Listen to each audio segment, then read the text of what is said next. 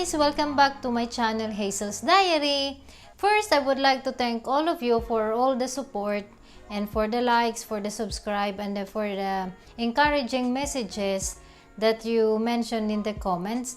And in this video, I will show you how to make a homemade yogurt. So, let's start.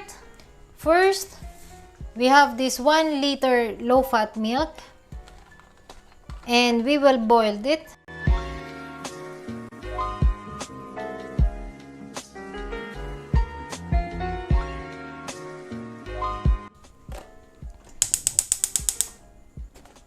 Okay, so now let's wait for the milk to boil and we can proceed on how to make the yogurt. Okay guys, after 10 minutes, now the milk is boiling. So, let's set aside, and the right temperature should be warm, little bit warm only, and then we can mix the small portion of the yogurt, and then we have to wrap all night, and then we will see the result tomorrow. Okay guys, let's check the milk. Okay, the temperature is right to make the yogurt. So, now what we have to do is, let's mix this 4 tablespoons of yogurt, and by tomorrow we will have the 1 liter of fresh yogurt. So let's mix.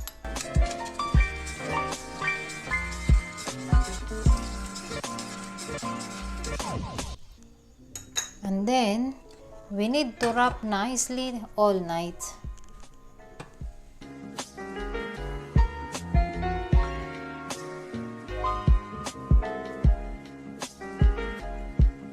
So the cooling is slowly.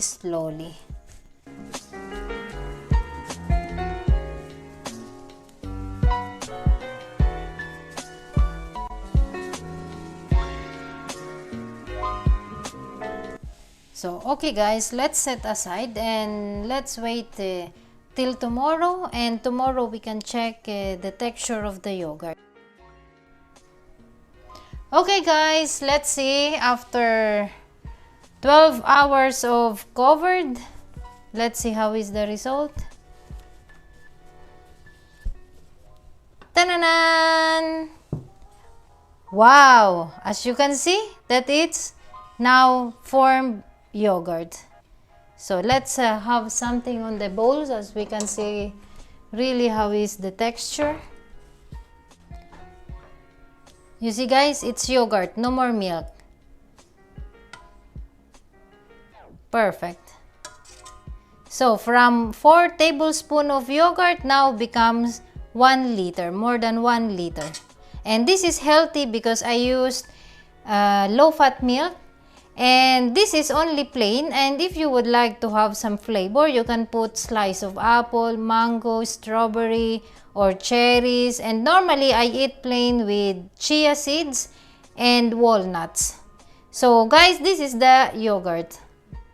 Okay guys, hope you like my yogurt video, and if you have any question or any suggestion, just comment below. And as you can see that all my comment section, I always respond to each and every one of you. And see you on my next video, and please don't forget to subscribe, like, and share. And see you. Bye!